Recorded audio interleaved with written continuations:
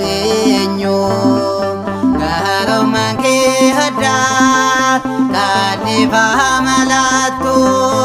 Amaanu'eel abbaa jireenyaa mootii moototaa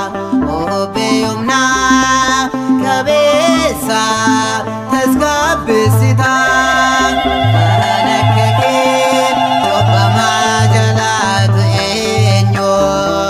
garummaan kee addaa kadhiifama laattu Amaanu'eel abbaa jireenyaa mootii moototaa obbee humnaa qabeessa tasgabbeessitaa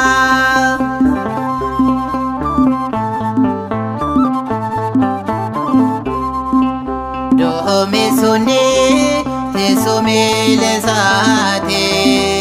Waaqayyo jaalala hundumaa gochuutti sagalee gammachuu akkuma waadaa kan bara baraatti jechisaa gurguddaa kan akka kee cobbamaa jalaatu eenyu garummaan kee addaa kadhiifama laattu Amaanu'eel abbaa jireenyaa mootii moototaa obbee humnaa qabeessa tasgabbeessitaa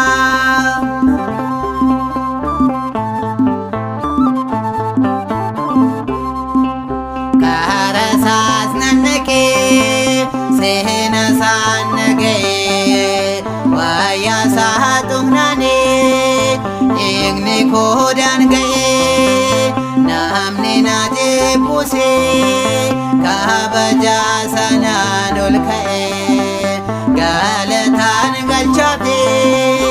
isa yoonanii naga'ee kan akka kee cobbamaa jalaatu eenyu garummaan kee addaa kadhiifama laattu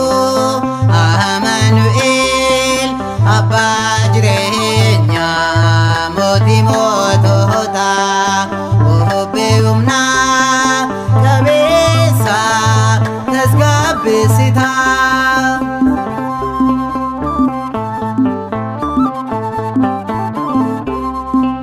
baroota baay'een lamsiidhaan rakkadhee yaala fayyaa sabee horii baasinee dadhabee ilmi Maariyaamee gooftummaa isaan na gargaaree federaa qullaa'ii jedhee dhukkuba koos na maaree kan akka kee cobbamaa jalaatu eenyu garummaan kee addaa kadhiifama laattu Amaanu'eel abbaa jireenyaa mootii moototaa obbee humnaa qabeessa tasgabbeessitaa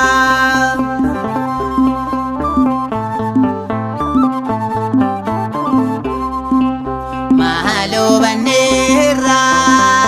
nu oolche yaa gooftaa bidiruu garagalchuufi obbichi hammaataa Yesuus ni dandeessa abdiin keenya sooma mirga keenya na baadhu abbaa hiyyeessa kan akka kee cobbamaa jalaatu eenyu garummaan kee addaa kadhiifama laattu Amaanu'eel abbaa jireenyaa mootii moototaa obbee humnaa qabeessa tasgabbeessitaa kan akka kee cobbamaa jalatu